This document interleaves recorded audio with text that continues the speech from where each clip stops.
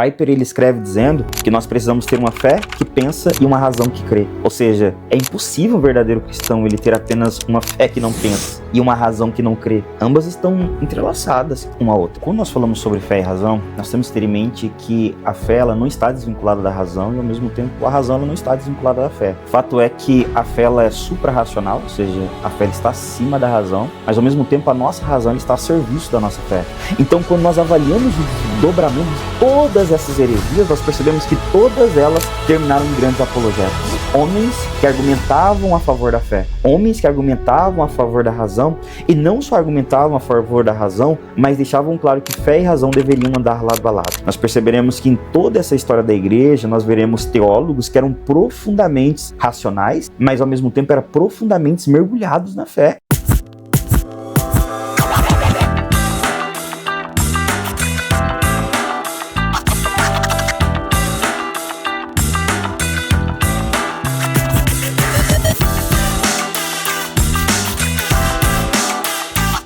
Bom dia, boa tarde ou boa noite. Seja muito bem-vindo aqui ao Plenicast, que é o podcast da Plenitude Distribuidora, e que alegria saber que você parou nesse conteúdo aqui para ouvir o que a gente tem para falar. Quero me apresentar, meu nome é Diogo Scremin, eu sou o host desse podcast e hoje quero te pedir algo que não te custa nada e vai me ajudar muito o nosso canal e ajudar muito esse conteúdo tão edificante a chegar na mão de muitas pessoas. Por favor, se você puder, curte aí, compartilha, comenta esse conteúdo, manda aí para a galera que você conhece. Tem um botãozinho novo aí também no YouTube, ele tinha sumido, agora ele voltou a aparecer, que chama Hypar. Você clica nesse botão Hypar, isso vai nos ajudar também para que, assim como o nome diz, esse conteúdo se torne um conteúdo hypado. Então, ajuda a gente aí, tá bom? Não te custa nada e vai ajudar muito aqui o nosso trabalho, tá bom? Nós somos um podcast da Plenitude Editora e Distribuidora. Nós trabalhamos aí incansavelmente na venda, na distribuição de bíblias e livros para edificar a nossa nação brasileira através do nosso trabalho e também outras nações ao redor do mundo. Nós temos o trabalho aqui no Brasil, também temos uma Plenitude em Portugal distribuindo para a Europa. Então nós estamos nos esforçando para que o reino cresça. Se você quiser fazer parte dessa missão, da Missão Plenitude, de tudo aquilo que nós temos derramado nas nações, acessa aí plenitudedistribuidora.com.br, você pode comprar aí bíblias, livros, e se você tem o desejo de revender os produtos, eu quero revender, eu quero colocar ali uma mesa na minha igreja, eu quero começar a vender pela internet, acessa aí plenitudeatacado.com.br, temos uma equipe aqui te esperando com os melhores preços do Brasil, para que você possa ter uma boa margem de lucro aí no que você vai fazer. Tá bom? Hoje estou recebendo aqui um convidado muito especial para bater um papo muito edificante. Hoje nós vamos falar sobre a existência de Deus, sobre a fé e a razão. Você tem que ter razão na sua fé. A sua fé é uma fé racional. Deus realmente existe. Nós podemos provar por A mais B que realmente Deus existe. Então nós vamos aprender isso hoje com muita profundidade aqui sobre esses assuntos. Nós deixamos alguns livros aqui que falam um pouco sobre a nossa fé, sobre fé e razão, sobre base da fé, para que você também saiba que existem bons livros que falam sobre esse assunto, beleza? Quero apresentar o meu convidado aqui, que é o meu irmão João Marcos. Está vendo aí esse homem distinto? Casado com a Jéssica há 9 anos. Quantos anos você tem, João? 29 anos. 29 anos, um jovem aqui, o João, 29 anos, casado com a Jéssica já há 9 anos, casou novo, com 20 anos. Tem uma filhinha que vai fazer 3 anos aqui, que é a Eloá. Ele já está preocupado, já lá na frente, de espantar os gaviões ali da Eloá. Formado em teologia, cursando pós em teologia sistemática, é líder setorial de jovens na Assembleia de Deus, pregador do Evangelho e tem no seu coração o anseio de levar a transformação para as almas.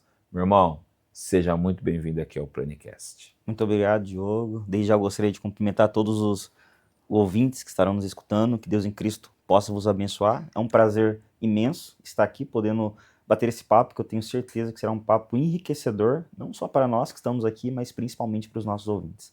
Falando sobre assuntos tão complexos, mas, de certa forma, tentaremos trazer aqui de forma simples e objetiva. Existe um mito, muitas vezes, na cabeça das pessoas, que elas imaginam que nós precisamos separar a fé da razão, que a fé é algo somente sobrenatural e não racional, e que então nós precisamos desligar o nosso cérebro para que nós possamos manifestar a nossa fé. Inclusive no mundo, na vida secular, por vezes as pessoas acham a fé uma idiotice, uma estupidez. Como a gente tratar isso? Olha, Diogo, quando nós falamos sobre fé e razão, nós temos que ter em mente que a fé ela não está desvinculada da razão e, ao mesmo tempo, a razão ela não está desvinculada da fé. Fato é que a fé ela é suprarracional, ou seja, a fé ela está acima da razão, mas, ao mesmo tempo, a nossa razão ela está a serviço da nossa fé. No apogeu da nossa fé, automaticamente nós seremos convidados a pensar. É impossível um cristão que tenha recebido uma fé verdadeira, tenha desfrutado de uma fé verdadeira e, ao mesmo tempo, não deseje pensar ou até mesmo raciocinar sobre coisas complexas no que diz respeito ao cristianismo. Nós podemos ver isso de forma muito clara desde os primórdios, não só de Jesus, mas ao mesmo tempo de outros pensadores, como por exemplo, nós temos uma imagem que foi uma imagem pintada por um pintor chamado Rafael. Rafael ele pinta uma imagem onde Platão ele aponta para cima, apontando para o mundo das ideias, uma certa concepção de uma ideia de fé, e Aristóteles apontando para baixo, como sendo uma certa compreensão de algo que só existe no aqui e no agora. Não foi apenas desenvolvido entre eles, mas nós temos principalmente na pessoa do próprio Cristo, argumentando de forma muito coerente e exata que fé e razão elas não podem andar divorciadas na vida do cristão. Ou seja, o cristão ele não é um fideísta, então ele não atribui tudo à fé, mas o cristão ele também não é um racionalista, atribui tudo à sua razão. Vou dar aqui um exemplo. Hoje nós temos muitos cristãos que eles acabam caindo no campo do fideísmo. Ou seja, eles trabalharam mal a vida inteira em uma empresa, o patrão mandou eles embora, eles acham que é o diabo que está operando isso sobre eles. Eles tomaram um banho de chuva em um dia muito frio, acabaram ficando gripados e atribuem ao diabo. É o diabo furioso comigo. Esse é o fideísmo. O fideísta é aquele que interpreta e entende que tudo está vinculado necessariamente ao âmbito espiritual. Mas ao oposto desse, nós temos o racionalista. O racionalista é aquela pessoa que ela entende que tudo é o aqui, o agora, e tudo está baseado necessariamente na força do seu próprio braço. Então o cristão ele não é nem fideísta e não é nem racionalista. Fé e razão são dois lados de uma mesma moeda. Um exemplo claro que nós temos dentro do contexto bíblico é a própria pessoa de Jesus Cristo.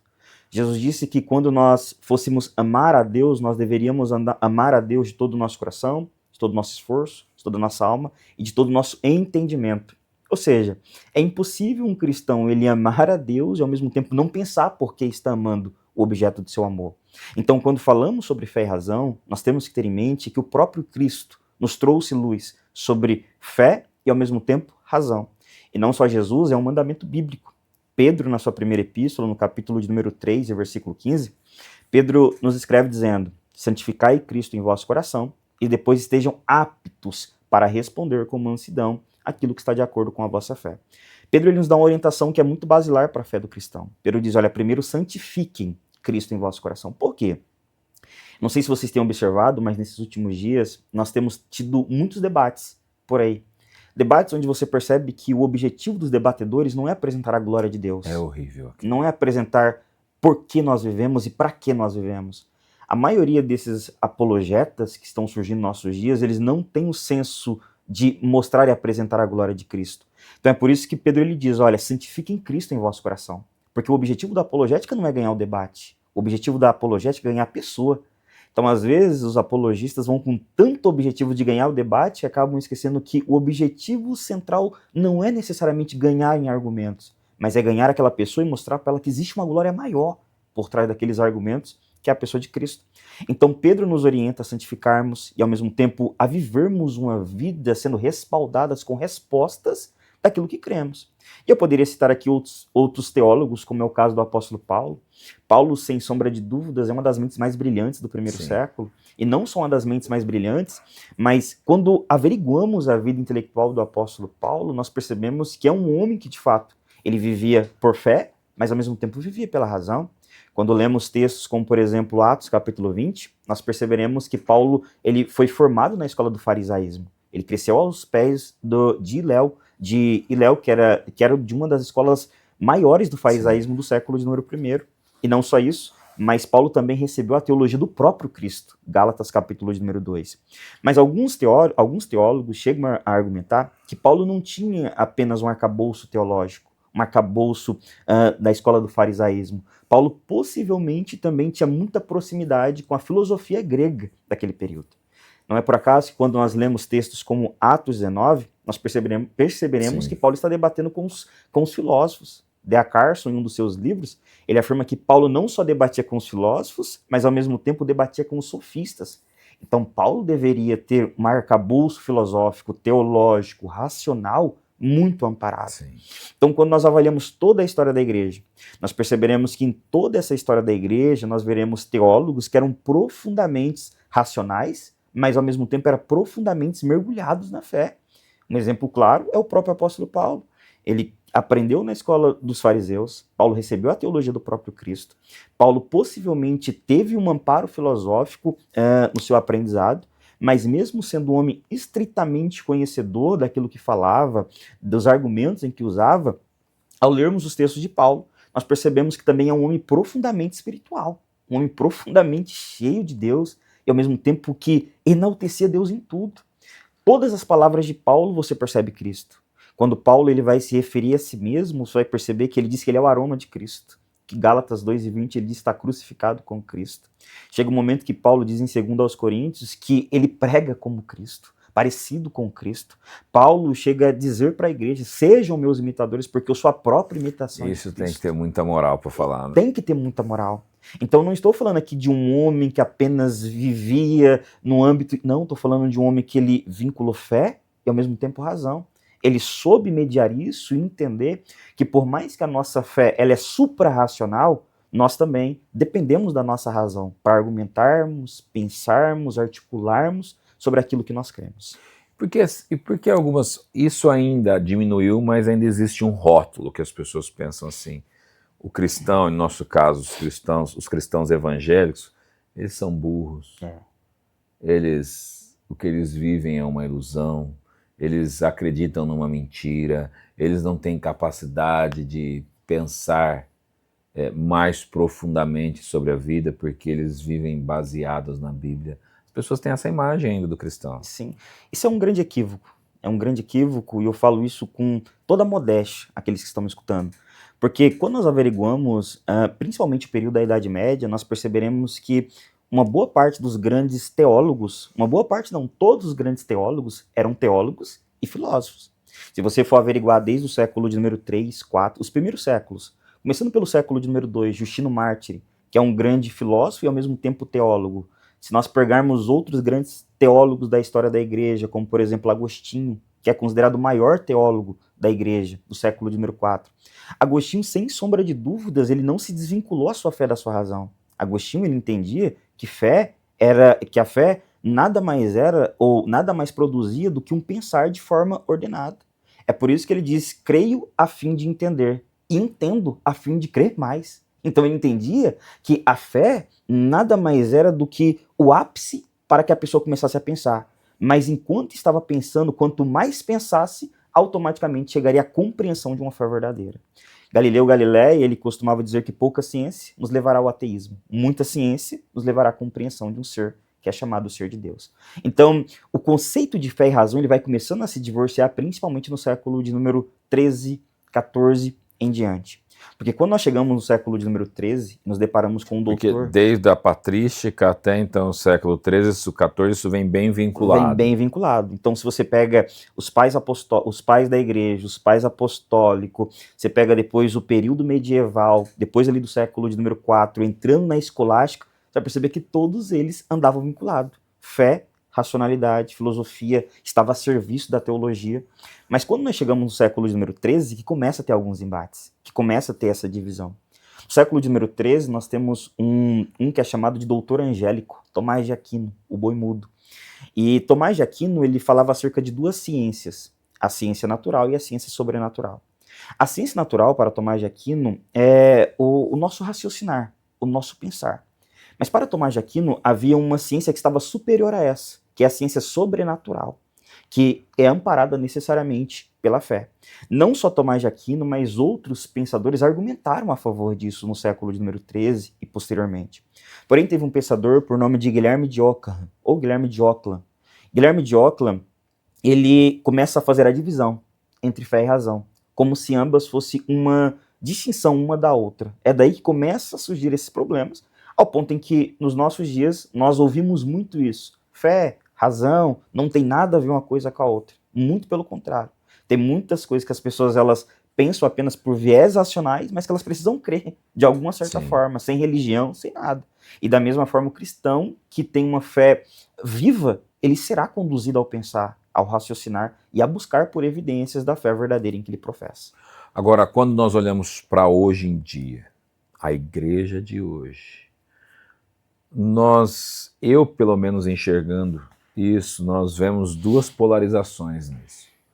Então a gente vê aqui de um lado, nós somos pentecostais, nós vemos aqui os pentecostais, então as pessoas olham para os pentecostais e dizem o quê? Cara, essa galera vive uma viagem. É isso mesmo. Então eles creem na Bíblia de maneira errônea, só creem no sobrenatural, só no mover do Espírito. E por outro lado, olham para os reformados e dizem assim, eles não acreditam em nada do sobrenatural de Deus. Nada. Hoje vivem apenas uma fé racional. Como você enxerga isso hoje no nosso tempo? Eu acredito, Diogo, que hoje em dia nós temos alguns certos preconceitos que não são bíblicos. Então, quando eu vejo o movimento reformado e o movimento pentecostal, eu percebo que entre esses dois movimentos existe esse embate. Ao ponto em que os reformados, eu tenho muitos amigos reformados e tenho muita estima pela teologia reformada. Muitos amigos meus reformados, eu percebo que eles olham com esse olhar mesmo os pentecostais, e os pentecostais olham mesmo com esse olhar para os reformados. Como se os reformados fossem frios e os pentecostais fossem que estivessem mergulhando no fogo em Deus, na glória, entendeu? Mas qual que é o problema disso? O problema é que eu acredito que ambos os lados têm muito para nos ensinar. Tanto os reformados, com a sua seriedade na exposição, como os pentecostais no crer no sobrenatural de Deus. Não que os reformados não creiam, eles creem, mas creem de uma forma um tanto que distinta dos pentecostais. Então eu acredito que os dois lados têm muito para ensinar uns aos outros. É por isso que todo amigo meu reformado, que eu sento para conversar, eu sempre tento desfrutar de tudo aquilo que ele está vivendo na igreja dele. Porque alguma coisa ele tem para me ensinar nesse campo reformado. Isso é a igreja, entendeu? Então eu acredito que hoje em dia nós temos muitas pessoas que defendem às vezes placas sem entenderem necessariamente o que aquilo significa. Então é um reformado que critica um pentecostal, porque vê o pentecostal mergulhando ali em Deus no culto, e eu acho que ele tem essa liberdade de mergulhar em Deus, desfrutar do que for necessário ali, mas ao mesmo tempo eu percebo que existe uma certa demasia nas manifestações que ocorrem hoje dentro das igrejas pentecostais. Exatamente. Isso é visível.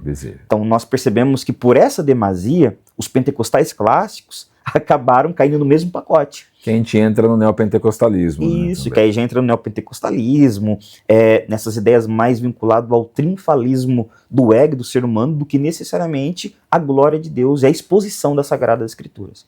Então, eu compactuo de uma ideia de que tanto o reformado tem muito para ensinar para o pentecostal, como o pentecostal tem muito para ensinar para o reformado. Cabe a ambos abaixar os egos, reconhecer que não é Armínio, não é Calvino, não é reforma, não tem nada a ver com isso, é Cristo. Cristo, e nada mais a não ser Cristo. Então, quando a gente enxerga muitos preconceitos, na maioria das vezes as pessoas não entenderam que o que nos divide é muito menor do que aquilo que nos une, que é a pessoa de Cristo Jesus e as Sagradas Escrituras. Então, eu acho que ambos os lados têm muito para aprender com o outro, tanto pentecostal, para ser um pouco mais racional e entender que nem toda manifestação é de Deus, ao mesmo tempo dos reformados, de entenderem que o culto do pentecostal clássico não é daquela forma que muitas das vezes é apresentado aí nas páginas de YouTube, irmão Rod, não é mais ou menos dessa forma. O pentecostal clássico, ele ama as escrituras, ele deseja a manifestação de Deus, ele é apaziguado pelas escrituras e nada mais. O pentecostal clássico, ele não aceita outra coisa. Ele não quer um culto triunfalista, ele não quer louvores triunfalistas, ele não quer ele não quer saber disso, ele quer saber da glória de Deus sendo manifesta pelas escrituras e nada mais. Eu separei uma frase aqui do C.S. Lewis, ele dizia que Deus não quer intelectos de criança, mas ele deseja corações de criança. Nessa sua jornada, você é um jovem, 29 anos. E é uma alegria a gente ver um jovem com um bom conhecimento. Em que momento qual a leitura que despertou a sua mente, explodiu sua mente para isso? Puxa, fé e razão. Olha, teve alguns livros que me marcaram muito. Entre esses livros, eu poderia intitular aqui os dois que deram pontapé assim, sobre fé e razão.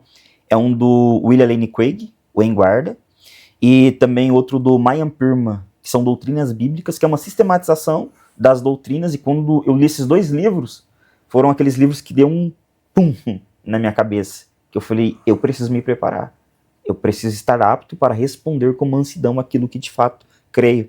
E você se utilizou de uma frase do C.S. Lewis, né, ex-ateu. Tem uma frase também em um livro do John Piper. Piper, ele escreve dizendo que nós precisamos ter uma fé que pensa e uma razão que crê. Ou seja, é impossível o verdadeiro cristão ele ter apenas uma fé que não pensa e uma razão que não crê. Ambas estão entrelaçadas uma à outra. Então, quando eu li esses dois livros, foram livros que me marcaram muito. Eu deveria ter lido nos meus 21 anos de idade. Me marcaram muito esses livros. E foi a partir desses livros que eu tive esse desejo de conhecer mais a Deus, de ter uma fé que eu pudesse ter respostas, porque eu creio na Bíblia, porque eu estou em uma igreja, porque eu sou cristão e não sou de qualquer outra religião do mundo, Sim. Porque eu creio nesse Deus e não em outros, porque eu acredito na pessoa de Jesus como Deus, homem, na Trindade. Foi a partir desses livros que eu comecei a ter mais desejo e anseio para desfrutar dessa fé racional também.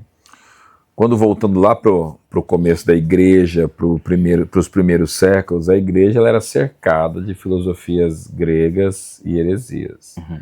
Inclusive o apóstolo Paulo escreve, acho que aos Colossenses, para que eles não se apegassem a filosofias vãs e enganosas, porque isso era um perigo daquele tempo. E é claro que isso também nos ronda hoje. Porque foi tão vital para os pais da igreja naquele tempo usarem a filosofia e a razão para defender a fé, porque a Bíblia também vai nos avisar sobre as doutrinas dos nicolaítas. Então haviam tantos problemas que a igreja primitiva passava por conta dessa cultura helenística, então eles precisaram ter essa visão filosófica da fé. Como a gente explica isso? Olha, a gente acredita que a nossa razão ela está a serviço da nossa fé. Então, todas as outras ciências, seja filosofia, qualquer ciência, todas elas, a patrona delas é a teologia. Então, como diz o pastor Jonas Madureira no seu livro Inteligência Humilhada, ele diz que todas as ciências, e não só todas as ciências, mas a nossa própria razão, ela se dobra, ela se coloca de joelho diante da nossa fé. Então, a nossa razão ela está a serviço da nossa fé. Nunca foi um problema para a igreja primitiva ou para a igreja medieval se utilizar de filosofia, se utilizar do raciocinar para defender e ao mesmo tempo argumentar acerca de sua fé. Esse problema veio se acarretar nos nossos dias, ao ponto em que os crentes divorciaram fé da razão. Mas quando a gente avalia e entende esses primeiros anos da igreja primitiva, nós percebemos que todos os grandes pais apostólicos ou todos os grandes pensadores, teólogos, todos eles argumentavam com fé e ao mesmo tempo razão, se utilizando da razão e colocando a razão a serviço da igreja, entendendo que ela não está acima da fé, mas que ela é uma serva da fé. E não só uma serva, mas a nossa razão, como eu deixei bem claro aqui na pessoa de Cristo, é aquela que nos leva a raciocinar, a pensar um pouco melhor sobre os assuntos complexos que existem na nossa fé e ao mesmo tempo no cristianismo. Por que seu olho brilhou agora? Chegou ali minha esposa. A varoa chegou aqui. A varoa chegou. Bênção.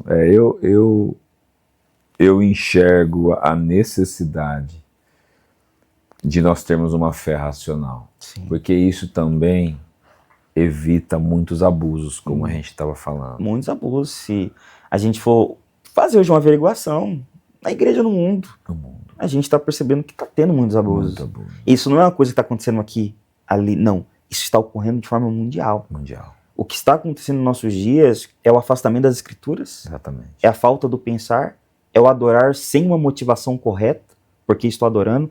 Então nós vemos em período onde as pessoas elas adoram um Deus que elas não conhecem. Porque se elas conhecessem esse Deus, elas não adorariam da mesma forma, elas não se entregariam talvez da mesma forma, e não teria essa deturpação intelectual e cristã que a gente está vivendo.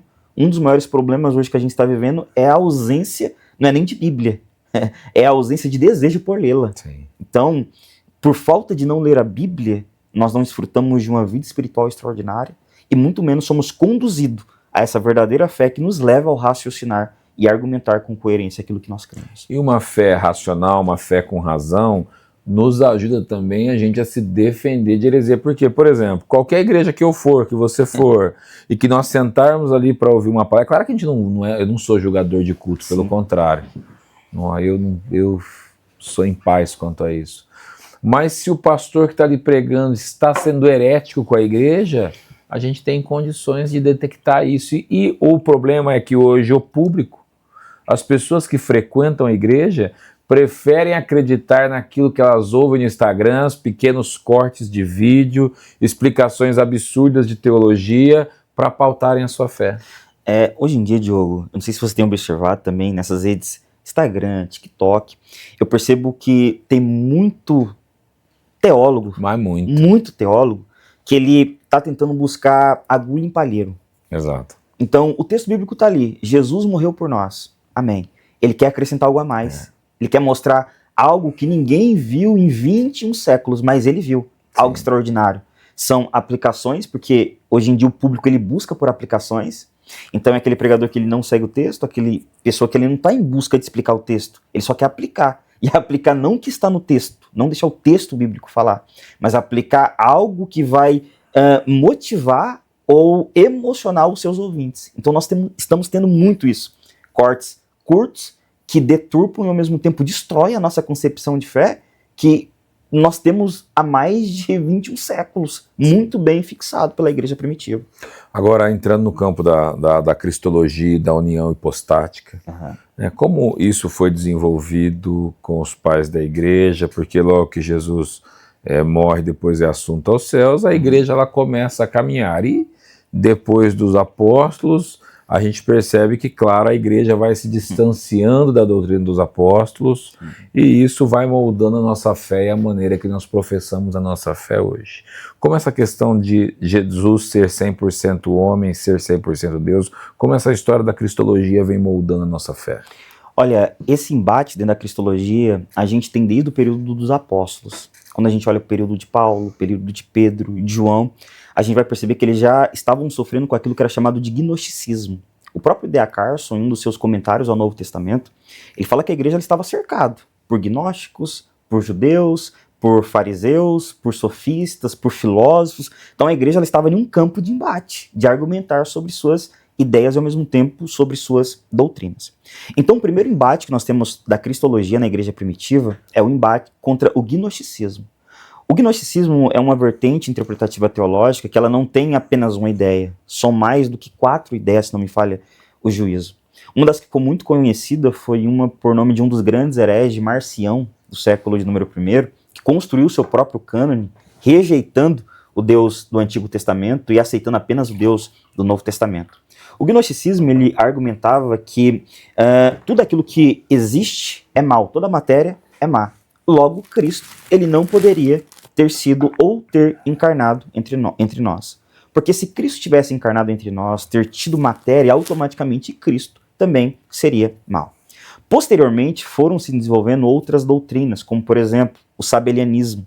O sabelianismo, que é muito conhecida hoje em nossos dias, no período do século de número 2 ao século de número 3, começou-se a ser desenvolvida essa doutrina que posteriormente foi chamado de modalismo, ou seja, modos. O que o sabelianismo ele defende? O sabelianismo ele defende que existe apenas uma única pessoa dentro da Trindade. Então, o Deus Pai, ele vem no Antigo Testamento, depois ele sobe, se manifesta no Antigo Testamento, depois ele volta com outra máscara. É a mesma pessoa, mas com outra máscara, a máscara do Filho. Aí ele diz aos discípulos, olha, eu vou, mas eu vos enviarei um outro Consolador. Ele vai, mas depois ele volta com outra máscara, que é o Espírito Santo de Deus. Então, dentro do sabelianismo ou do modalismo, entende-se que existe apenas uma única pessoa dentro da Trindade. Então, a concepção de Cristo ali também já começou a ter alguns outros problemas. Essa ideia do modalismo começou a ganhar mais notoriedade ainda entre as igrejas pentecostais do século de número 19, por meio daquilo que nós chamamos de unicismo. Hoje, recentemente, em nossos dias. Então, o unicismo defende isso, uma só pessoa. A partir do sabelianismo, outras doutrinas piores ainda começaram a surgir. Eu poderia dar aqui diversos exemplos, como por exemplo, A doutrina... Tem uma igreja conhecida brasileira que defende o unicismo, que tem uma banda, inclusive. Tem uma banda que defende o unicismo e defende de forma muito veemente o que eles creem. Que quando nós pegamos textos como João capítulo 17, Jesus orando, ou textos como o nascimento de Jesus, o batismo de Jesus, a nossa bênção apostólica, vários textos, Gênesis 1, vários textos bíblicos do Antigo e do Novo Testamento, que deixam claro que isso é uma má interpretação do texto bíblico. Posteriormente ao sabelianismo, nós temos doutrinas como, por exemplo, o docetismo, ou os docetas. O que os docetas eles acreditavam? Eles acreditavam que Jesus ele nasceu como um homem qualquer, um homem normal. Ele não era 100% Deus, 100% homem. Ele nasceu apenas como homem, viveu 30 anos como homem. Mas quando Jesus ele está sendo batizado nas águas, naquele exato momento que o Espírito desce sobre ele, naquele momento acontece essa união entre homem e Deus, que é um grande equívoco bíblico. E por que é um grande equívoco bíblico? Porque quando nós avaliamos o texto bíblico, nós percebemos que Jesus ele já nasceu 100% Deus e 100% homem. Tem que olhar para a concepção. Para a concepção bíblica. Então, quando nós averiguamos essa ideia do docetismo, nós percebemos que ela cai em vários pontos teológicos.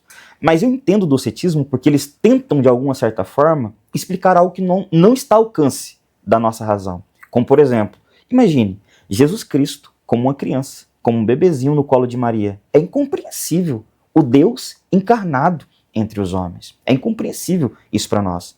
Jonas Madureira, no seu livro Inteligência Humilhada, ele fala que ali é a akenós, é o Deus humilhado entre nós. Jesus, nas mãos de Maria, como um bebê chorando. Frank Ferreira, no seu livro Credo Apostólico, ele escreve dizendo que aquela criança chorando governava céu, terra e debaixo da terra. Jesus sendo amamentado por Maria, mas quem dava vida a Maria era aquela criança. Maria talvez dando água na boca daquela criança, mas mal sabia Maria que o próprio profeta Isaías já havia dito que era aquela criança que pegava os rios com a concha de suas mãos. Seria aquela criança que andaria sobre as águas? Seria aquela criança que bateria no peito e diria, vinde após mim porque eu sou a água da vida? Então ali não era um bebê qualquer, ali não era um bebê comum, ali era o próprio Deus homem e o homem Deus entre nós.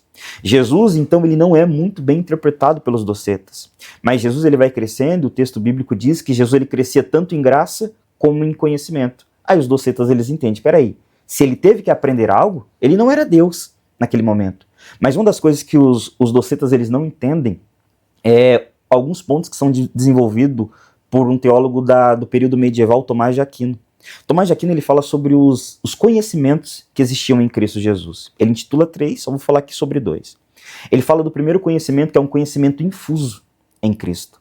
Então, segundo Tomás de Aquino, pelo fato de Jesus ter a visão beatífica, e o que é essa visão beatífica? Para a escolástica, Jesus, em todos os momentos, enquanto estava encarnado, ele tinha uma visão direta de quem é o Pai, e ao mesmo tempo a visão direta do ser do Pai. Um texto que deixa isso muito bem claro, eu posso ler aqui um texto bem claro? Pode, claro que pode. Um texto que deixa isso muito bem claro é o texto de João, capítulo de número 3 e versículo de número 13, que argumenta a favor dessa visão beatífica, que diz assim, ora, ninguém subiu ao céu, senão aquele que de lá desceu, a saber, o Filho do homem que está. Olha como o texto é claro, não é que ele vai, é que ele está no céu. Então, com base nesse texto, Tomás de Aquino ele argumentava que Cristo ele tinha uma visão, ele tinha uma inteligência infusa nele. E qual que é essa inteligência infusa? É uma inteligência que ele não precisaria aprender nada. Mas em quais graus, João, que está essa inteligência infusa? É nos graus da doutrina, do sobrenatural. Então, quando nós vemos Jesus com 12 anos de idade, dando aula para os doutores da lei, sem ter passado por um mestre da lei, sem ter estudado em nenhuma escola de relevância naquele período, sem ter nenhum mestre autêntico, vamos dizer assim. Com pai simples. Com pai simples. E sem contar que faltava ainda um ano para Jesus se apresentar no ritual judaico. Bar mitzvah. No bar mitzvah. Quando a gente vê tudo isso e os mestres da lei de boca aberta, a gente percebe que ali já estava esse conhecimento infuso. Mas ao mesmo tempo, o texto bíblico também diz que Jesus crescia em graça e em conhecimento. Ou seja, ao mesmo tempo que nós vemos a natureza humana na pessoa de Cristo, nós também vemos a natureza divina. João, mas como é que se dá essa natureza humana junto com essa natureza divina? Tem um exemplo do teólogo sistemático Schaeffer. Ele dá um exemplo sobre a união hipostática, sobre a união dessas duas naturezas na mesma pessoa, que eu acho muito extraordinário. Schaeffer ele diz o seguinte, imagine Êxodo 3, a sarça queimando. Ali nós temos a árvore em chamas, é um material que era para ser consumido por aquelas chamas. Nós vemos duas substâncias que são distintas, mas nenhuma consome a outra. Da mesma forma, era a natureza humana e a natureza divina unida na mesma pessoa de Cristo Jesus. Ou seja, ao mesmo tempo que ele é 100% homem, ele chorava, ele foi tentado, ele padeceu, ele sofreu, ele é 100%... Foi homem de dores. Isso, foi homem de dores. Ele também era Deus. Então essa doutrina do docetismo, ela não se sustenta, porque nós percebemos que em todos os momentos, Jesus era 100% homem, 100% Deus, 100% Deus, 100% homem. Posteriormente ao docetismo, nós temos a doutrina que é chamada de arianismo. E Ario, sem sombra de dúvidas, foi o maior herege da igreja primitiva. E vale aqui um adendo, porque todos esses hereges, eles não saíram de fora. Eles nasceram, se criaram e se tornaram relevantes dentro da igreja em que os mesmos professavam. Nada diferente do que nós vemos hoje em dia. A maioria dos grandes hereges, eles não são de fora, eles são de dentro. Eles já desfrutaram do reino, eles já leram a Bíblia, eles já defenderam aquilo que creram, mas chegou um certo dia de suas vidas que decidiram apostatar da fé e pisar no sangue de Cristo Jesus. Ario é um exemplo clássico disso. Ario ele se encontra no período de Constantino. Constantino, sem sombra de dúvidas, foi uma peça fundamental para o cristianismo. Sim. E para os concílios que ocorreram a partir do concílio de Nicéia no ano 325. Alguns chegam a argumentar que Constantino ele não se converteu de forma veemente. E por que eles argumentam isso? Eles argumentam isso porque Constantino matou seu próprio filho, posteriormente Constantino matou sua própria esposa, e outros ainda argumentam que Constantino ele só foi se batizar depois de 25 anos da sua conversão. E com base nisso, eles argumentam que Constantino não provou de uma verdadeira conversão. Eu tenho algumas dificuldades com isso, e acredito que, de fato, Constantino ele se converteu de forma veemente. Outros ainda defendem que o objetivo de Constantino era apenas político. Então, quando Constantino ele está beneficiando a igreja, porque Constantino deu terrenos para a igreja, Constantino ele beneficiou a igreja com valores para que a igreja construísse, crescesse. Quando Constantino estava fazendo isso, o objetivo dele era ganhar massa política. Mas quando a gente vai para os historiadores desse período, a gente chega à conclusão que uma boa parte deles defendiam que sequer tinham 5% de cristãos naquela região. Outros ainda argumentam um pouco a mais, afirmando que tinha pelo menos 20%. Então não é uma massa muito estimada para Constantino fazer isso. Fato é que devido esse itinerante por nome de Ario sair pregando e ao mesmo tempo enviando cartas para diversas regiões, argumentando que houve um tempo em que o filho não existia. Então na mente de Ario existiria um Deus maior, existiria um Deus menor que foi criado por esse Deus maior, e existiria um terceiro Deus que é o Espírito Santo, que foi criado por esse segundo Deus. Na mente de Ario, Jesus ele é o apogeu da criação. Ele é uma criação do próprio Deus. E como é que Ario ele chegou a essa conclusão? Tem uma palavra no grego que se chama homoiousios. Tem um iota no meio dessa palavra. Essa palavra ela significa semelhante. Então, quando Ario ele olhava para a pessoa de Cristo, Ario acreditava que Jesus ele era semelhante, mas não da mesma substância. Ser semelhante é uma coisa, ser da mesma substância, ser igual, é outra totalmente distinta. Contrapondo essas concepções de Ario, surgiu um diácono por nome de Atanásio. E olha a importância desse diácono. No meio desses problemas, Constantino reuniu o concílio de Nicéia no ano 325, e Alexandre, que tinha como diácono Atanásio, defendeu a doutrina primitiva dessa união hipostática. E qual que eram os argumentos de Atanásio e ao mesmo tempo de Alexandre? Era um argumento que Cristo sempre existiu, que não houve um momento em que Cristo não existiu. Porque Ario defendia que houve um momento em que Cristo foi criado. Logo, se houve um momento em que Cristo foi criado, ele não pode ser Deus. Porque Deus ele desfruta daquilo que nós chamamos de aceidade. Ou seja, ele é autoexistente, autossuficiente em si mesmo. Ario chegou a essa conclusão principalmente com más interpretações dos textos bíblicos. Exemplo, quando Ario ele lê na Septuaginta, Provérbios, capítulo de número 8, que discorre ao falar sobre a sabedoria. E quando se fala ali sobre a sabedoria, eu acho que no versículo de número 24 ou 26, deixa claro que essa sabedoria ela foi criada. Quando essa palavra sabedoria ela foi ser traduzida para o grego, ela foi traduzida com a expressão logos. Aí o que Ario fez? Pegou essa sabedoria que foi traduzida com a expressão logos e vinculou a João capítulo de número 1 e versículo de número 1, fazendo eco. Mas o problema de Ario é que João capítulo 1 não faz eco com Provérbios 8. João 1:1, ele faz eco com Gênesis 1:1. Então Ario fez esse malabarismo teológico, sem entender o que de fato João... Péssima exegese do texto. Péssima exegese do texto. Sem entender o que de fato João estava querendo nos informar. No meio de todo esse problema, Ário ele foi excomungado pela igreja. Ário foi rejeitado pela igreja naquele período do século de número 4. Não só foi rejeitado, mas as cartas de Ário, os textos de Ário, todos aqueles que seguissem Ário também seriam exilados, da mesma forma em que Ário foi.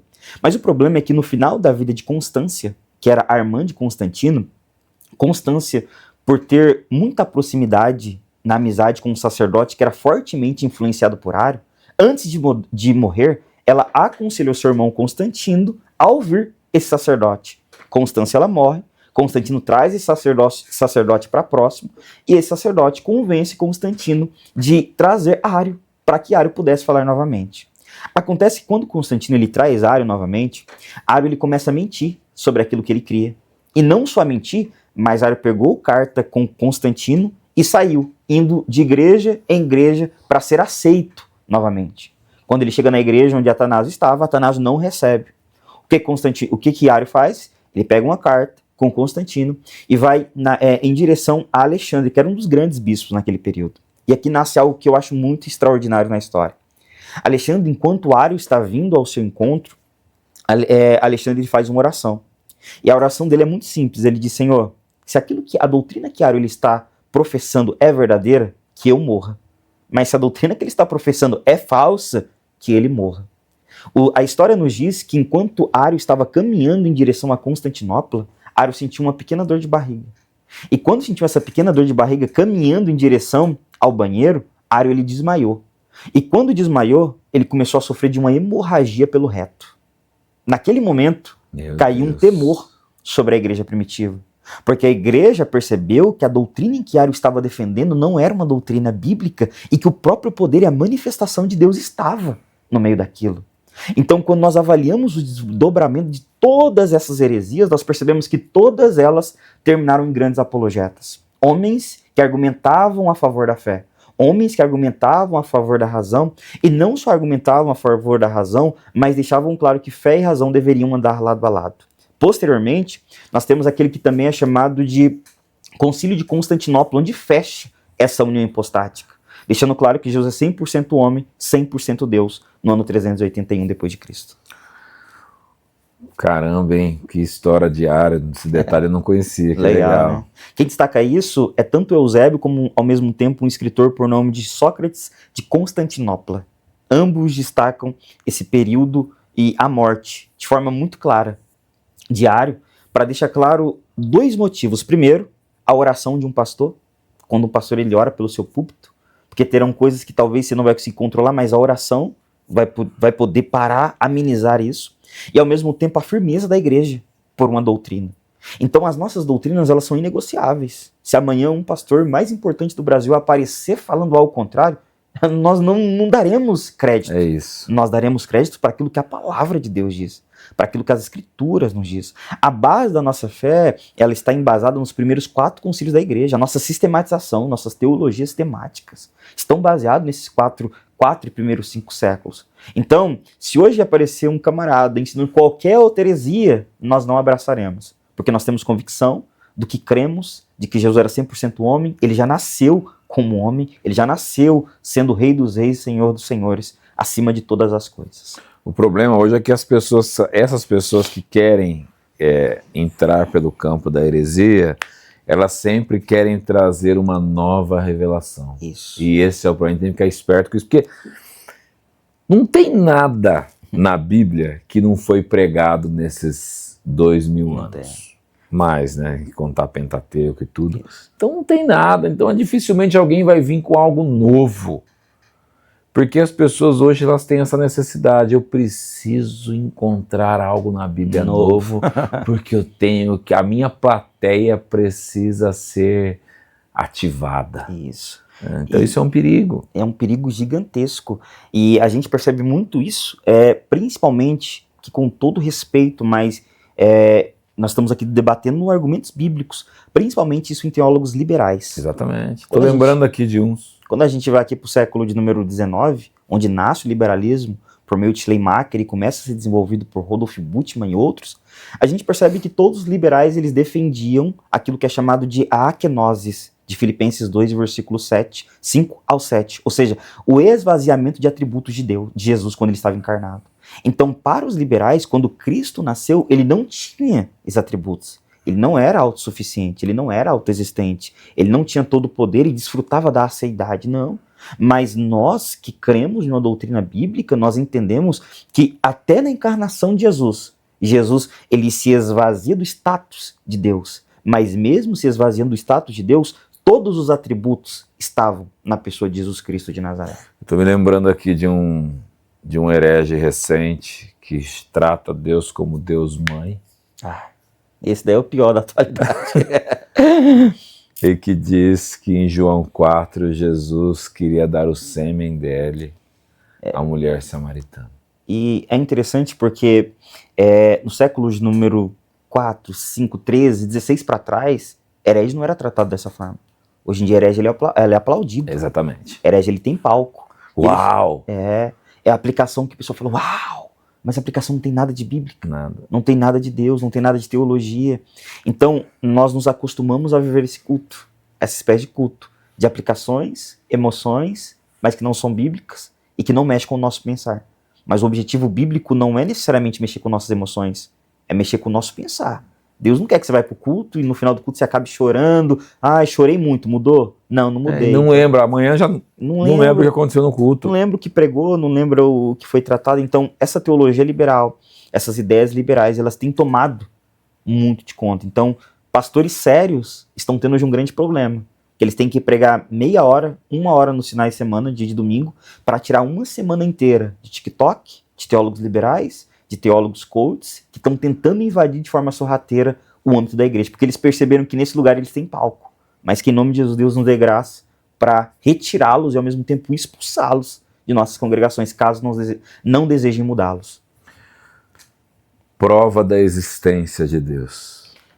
A maior prova da existência de Deus. Como defender a nossa fé, provando que Deus existe num mundo tão secularizado, onde as pessoas colocam Deus como algo tão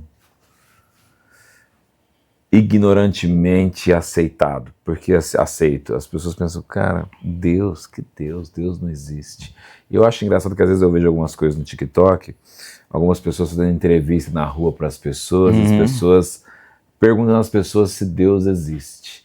E eu vejo tantas, principalmente jovens, muitas pessoas dizendo, não, eu não acredito em Deus, para mim Deus não existe. Como defender isso? Olha, quando nós falamos sobre a essência de Deus, eu acho que é um dos assuntos mais difíceis de nós tratarmos. Eu acredito que todo argumento possível não seria possível convencer um ateu.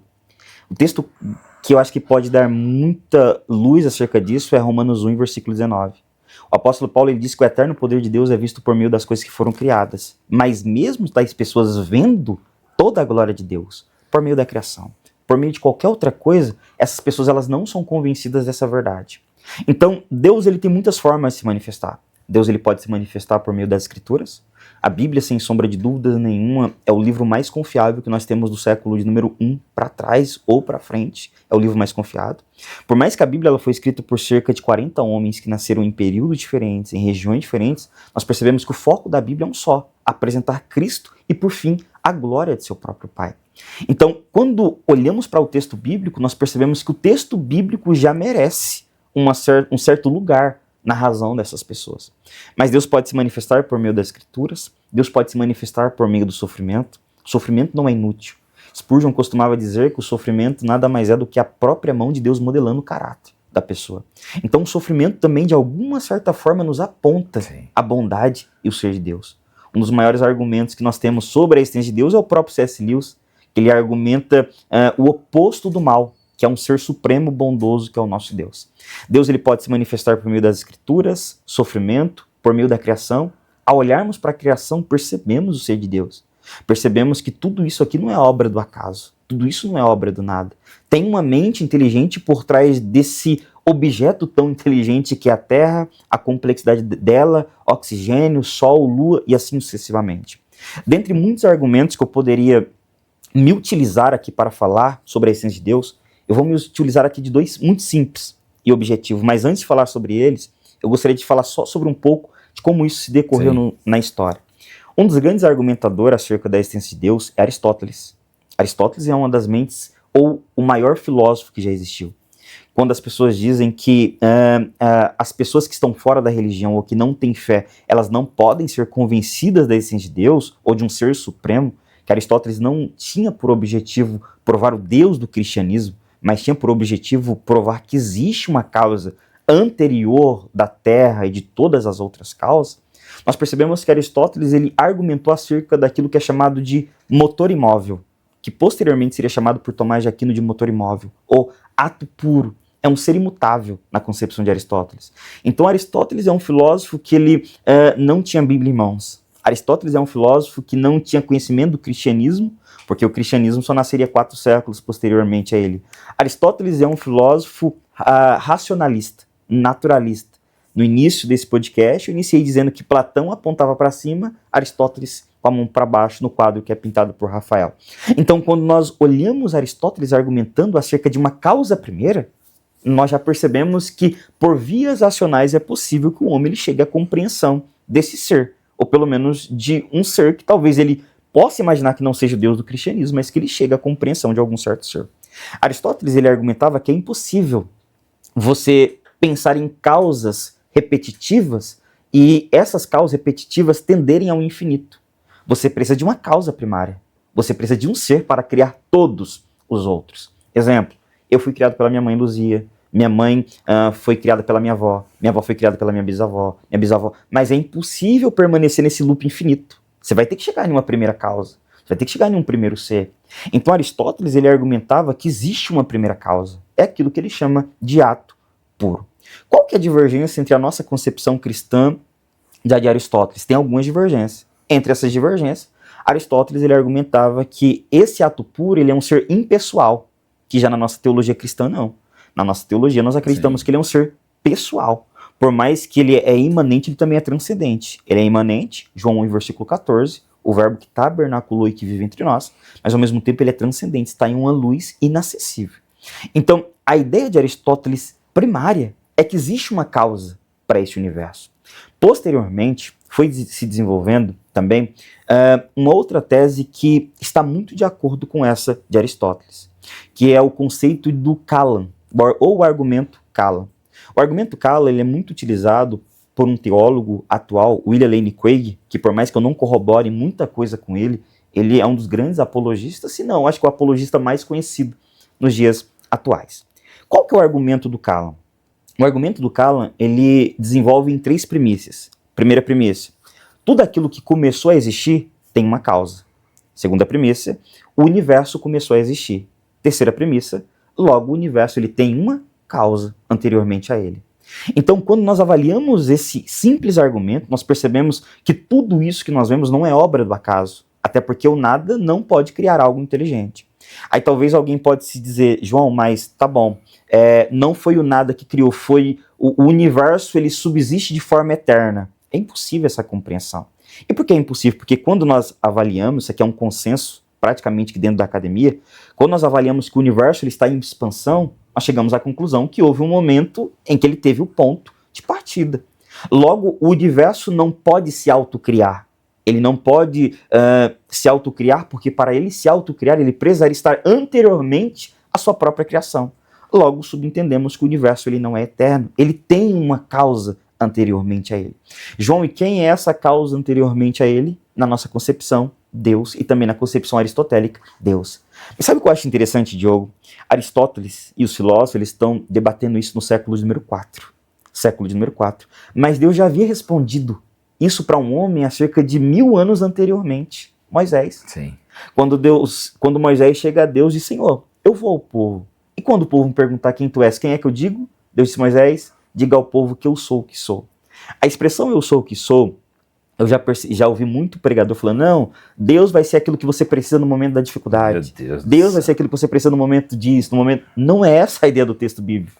A ideia do texto bíblico ali, eu sou o que sou, perpassa em um ser que é autossuficiente em si mesmo, autoexistente. que não precisa de uma causa anteriormente a ele, mas ele é a causa de todas as outras coisas. Colossenses 1, versículo 15 ao versículo de número 17, corrobora com essa ideia.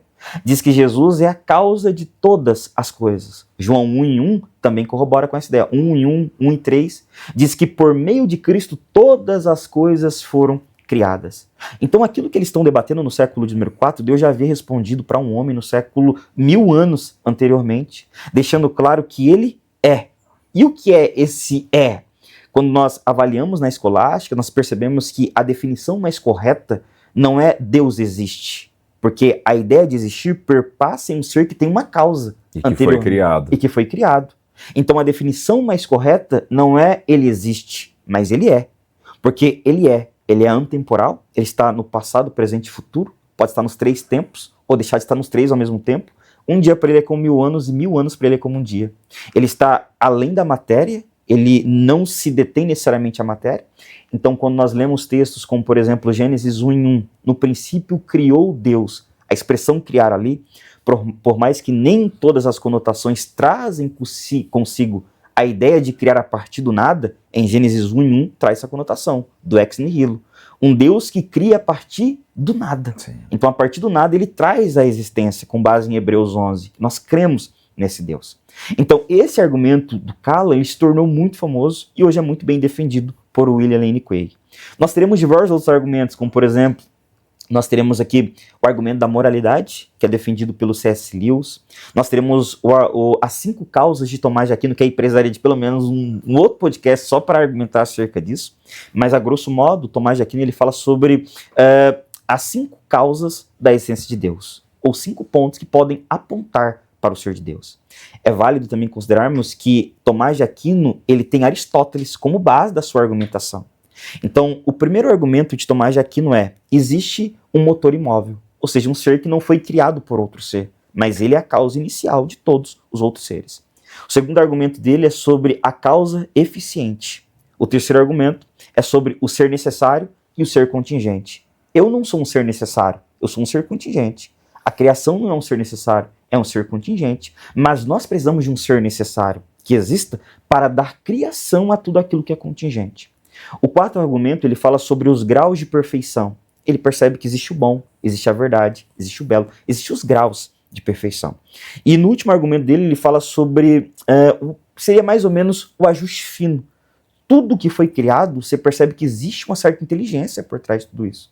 Então, quando você observa a complexidade da Terra girando em torno do seu próprio eixo, cerca de 1.666 metros por minuto, aproximadamente 445 metros por segundo, tudo trabalhando de forma organizada, tudo trabalhando de forma complexa, o oxigênio, sol, lua, tudo de forma organizada, é impossível você olhar para tudo isso e falar, não, isso aqui é obra do acaso. Foi uma explosão. Foi uma explosão. Isso aqui aconteceu por acontecer. Então, quando nós vemos esse argumento de Tomás de Aquino, do Callan, de Aristóteles, nós percebemos que existe plausibilidade de crermos no ser de Deus. Então, nesse debate entre cristão e ateu, eu acredito que os dois lados têm que ser muito sinceros. O cristão de ser sincero e de deixar claro que ele não prova o ser de Deus, mas ele evidencia. E o ateu de deixar claro que existem mais evidências coerentes da existência de Deus do que da não existência. E sem contarmos outros argumentos que foram desenvolvidos na história. Nós temos também outros 2 argumentos, aqui eu encerro, tá? Outros 2 argumentos, que são argumentos muito conhecidos em nossos dias e que eu acredito que são argumentos mais fáceis das pessoas entenderem que estão em casa. O primeiro argumento é o argumento de Anselmo de Cantuária. Anselmo de Cantuária, ele escreveu 2 livros acerca da existência de Deus, e um desses livros, ele trabalha um argumento que é muito legal. Ele diz assim, ó, Deus é o ser do qual nada maior pode ser pensado. Deixa eu te fazer uma pergunta agora, deixa eu ser agora um entrevistador. Tente pensar em um ser maior do que Deus. Impossível. Não dá, né? Qual que é a concepção de Anselmo? Anselmo diz, olha, logo se esse é o ser do qual nada maior pode ser pensado, ele não deve existir apenas na mente, ele deve existir também na realidade. Porque se ele não existir na realidade, ele não é o ser do qual nada maior pode ser pensado. Então, com esse argumento básico e lógico, Anselmo lançou bases para argumentar, olha, o Deus em que nós cremos, ele é o Deus do qual nada maior pode ser pensado. Logo, se ele é o ser do qual nada maior pode ser pensado, ele não deve ser um ser que existe apenas na mente, mas também deva existir na realidade. E o último argumento é um argumento do William Lane Craig, que o William Lane Craig rebate do Alvin Plantinga. Esse argumento eu acho que é o argumento mais simples e é o argumento que todo cristão, ele já passou por esse argumento sem perceber desse argumento. Exemplo, quando você aceitou Jesus, quando Jesus te aceitou, na hora que você estava lá na frente do púlpito, você pensou... Jesus me aceita ou eu aceito ele? Jesus que me aceita. Na realidade, Gabriel gostou, você viu que o Gabriel é reformado. É reformado, né? Mas aí que tá, o pensamento pentecostal diz assim... Não, desculpe interromper seu raciocínio, sem problema. Eu aproveitar o gancho. Não, eu volto. As pessoas dizem assim, aceitem Jesus como seu único e suficiente Salvador. Não é nós que aceitamos a Cristo. C.S. Lewis, ele diz uma frase que sempre quando Deus ele se manifesta ao homem, não é por esforço humano, não é pela intenção humana, mas é sempre uma dádiva de Deus vindo aos homens. Então é Deus estendendo a mão e o homem corroborando com isso. Aí eu me desvinculo da teologia reformada. Tá? É uma harmonia, não é uma soberania e um decreto sem necessariamente prever aquilo na salvação do homem. Mas voltando aqui para o argumento de Plantinga, ele argumenta sobre aquilo que é chamado de fé avalizada. William Lane Craig, no seu livro Cosmovisão Cristã, que ele escreve junto com Moreland, se não me falha a memória, o nome do outro filósofo, Craig ele levanta uma grande crítica contra o Alvin Plantinga na página 260. Qual que é a crítica que o Craig levanta? Ele argumenta que Plantinga ele não entendeu a interpretação correta de João Calvino. Porque João Calvino ele começa a desenvolver aquilo que nós chamamos de sensu divinitatis. O que é o sensu divinitatis? Para Calvino, todo homem ele tem um senso de Deus inato em seu ser. Então, em qualquer lugar do mundo, você vai perceber que os homens eles têm esse senso pelo divino. Eles têm esse senso por algo extraordinário. Mas João Calvino ele disse que o coração do homem é como uma fábrica de ídolos. Então, uma pessoa que não vai ter a Bíblia em suas mãos, uma pessoa que não vai ter a compreensão de quem é Cristo, de Deus, da Trindade, automaticamente, possivelmente, por desfrutar da depravação total, ou seja, ele é um pecador em potencial, sempre em busca de se afastar de Deus, ele criará em sua mente uma outra concepção de Deus. Então, esse senso divinitatis é um senso de Deus internalizado dentro do homem. O Craig ele argumenta que o Plantinga ele entendeu de forma equivocada, ou pelo menos ele desenvolveu de forma um tanto que equivocada a concepção do João Calvino. Por quê? O Plantinga ele argumenta que é como se fosse uma parte da nossa mente, esse senso divinitatis, que foi afetado pelo pecado, esse senso de conhecer a Deus. Então, para Plantinga, todos os homens, de alguma certa forma, eles podem chegar ao conhecimento de Deus. E como é que eles chegam a esse conhecimento de Deus? Quando a sua cognição, quando o seu pensar, ele está trabalhando de forma harmônica. Quer um exemplo? Quantos que é 2 mais 2? 4. Qual que é a cor do meu terno? Azul. Aparenta que o seu raciocínio, a sua cognição, ela está trabalhando de forma coerente. Então, para a Plantinga, quando o nosso raciocínio ele está trabalhando de forma coerente, e ao mesmo tempo nós temos o testemunho do Espírito brotando em nosso coração, automaticamente nós não precisamos de prova nenhuma para crer em Deus. Porque quando nós vamos na igreja, aceitamos Jesus como nosso único e suficiente Salvador, nós não chegamos lá e perguntamos, peraí, mas Deus existe mesmo? Nós não perguntamos isso, porque aparenta que a nossa cognição, que o nosso ser epistêmico está tão afunilado e carregando tantas verdades que esse ser de fato existe, que nós não precisamos de prova nenhuma. Há uma convicção. Há uma convicção interna no homem. Então, com esses argumentos e outros que eu poderia desenvolver aqui, eu acredito que não precisa de muito. Só precisa parar, avaliar, pensar e perceber que a nossa fé ela é avalizada.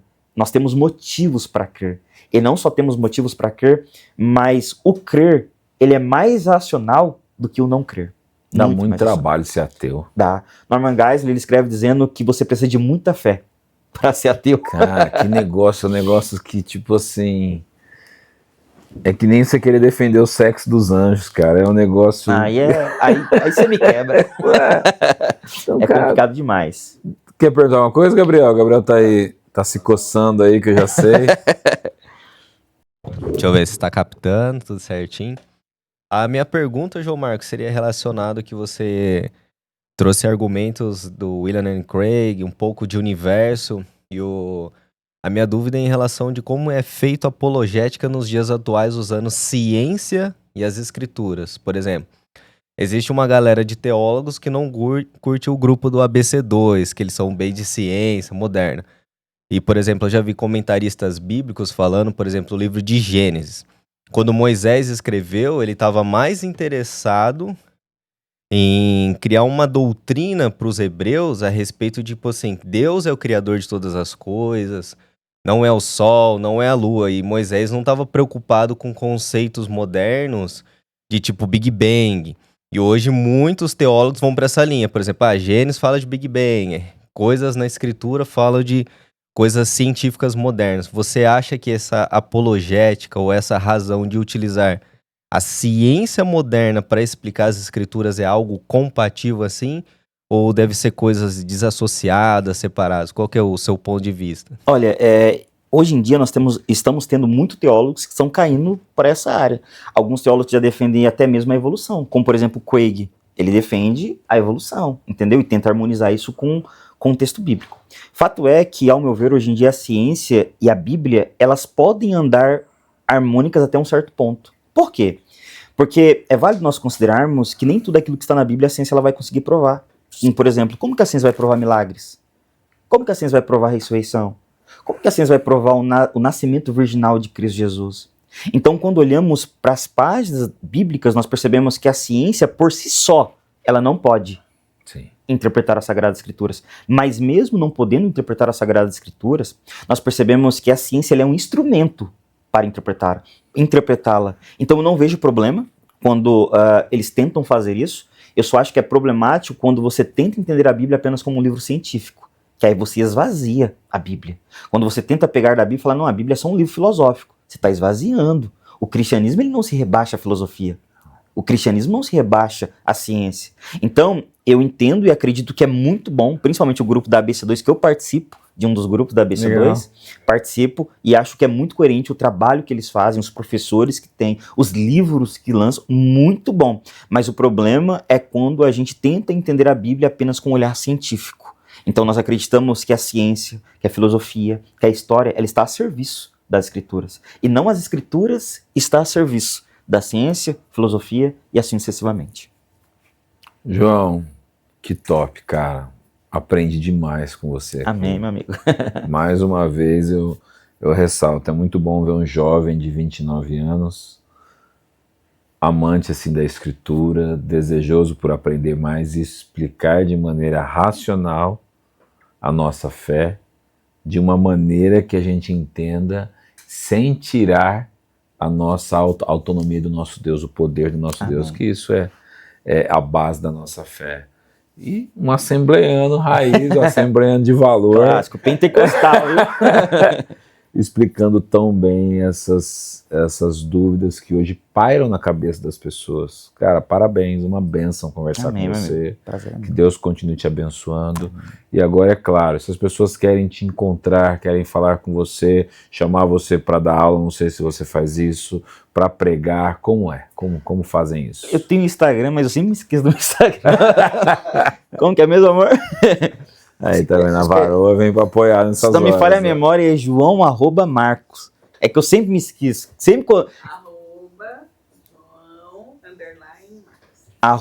@João_Marcos. Marco, sem o S. Tá bom? Então, que bênção. Olha só, obrigado, João. Obrigado mesmo, cara. Eu que agradeço, meu Vamos amigo. trazer você de volta aqui pra gente falar mais assuntos, falar as 5 defesas de Tomás. As 5 causas de Tomás de Aquino. Olha, eu poderia te indicar uma pessoa que domina muito melhor do que eu. Legal. Eu tenho grandes professores que eu estimo muito. Posso até citar aqui. Claro. Carlos Alberto, que é um grande professor. Tenho aprendido muito. Carlos Alberto Vailate? Não, é outro. Não, tá. É outro. Ele é um professor católico e eu tenho aprendido muito com ele. Eu sou uma criança Legal. perto dele. Sou uma criança. O nível dele tá aqui em cima.